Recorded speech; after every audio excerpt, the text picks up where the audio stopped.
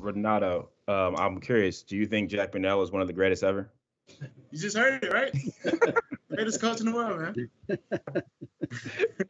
Hey, Renato. Cam with the Courier Journal. Jack had mentioned, obviously, you guys missed Gonzalez and Boone for that Central Florida game, and they're back healthy now. Just what does that do for the offensive line?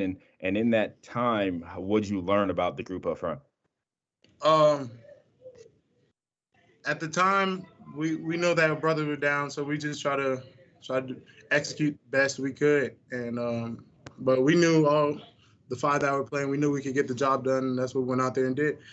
But with them being gone, it taught us that we're fighters. Through anything, we're gonna fight till the end. We're not gonna give up. We're gonna finish the whole game. You got to play 4 quarters when you play with us, 4 or more.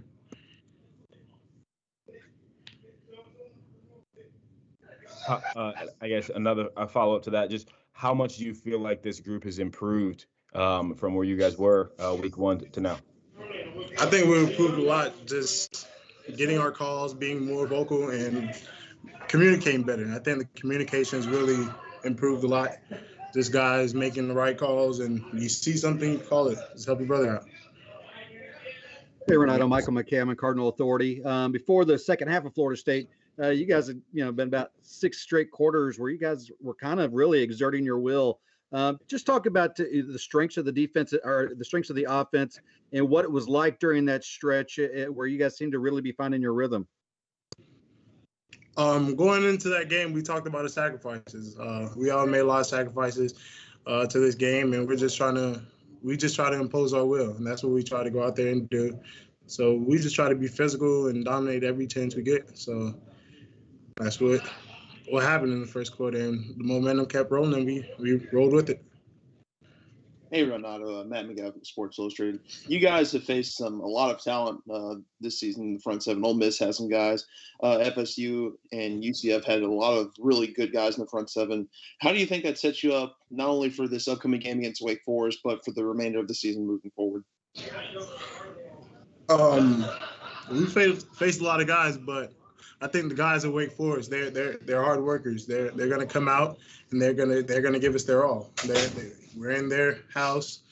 They're 4-0. They're ranked, so they know they're trying to get their lick back from last year. So we know we're gonna expect their everything.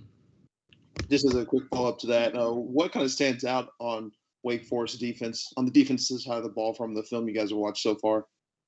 They're defensively sound. They're very defensively sound. They play really hard, and they're hard players.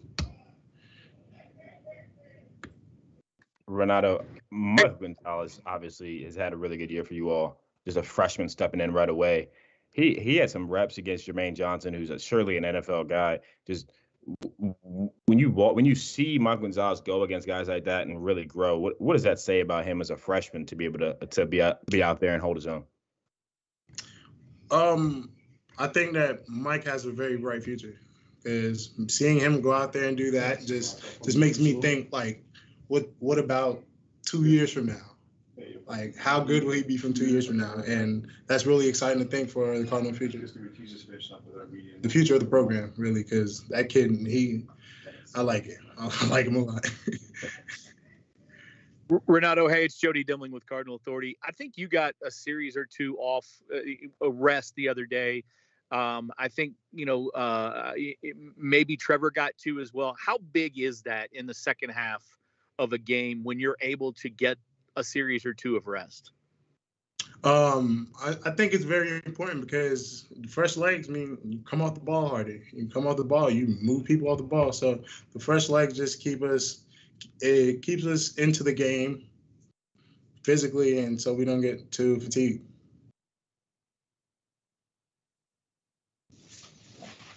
You guys good?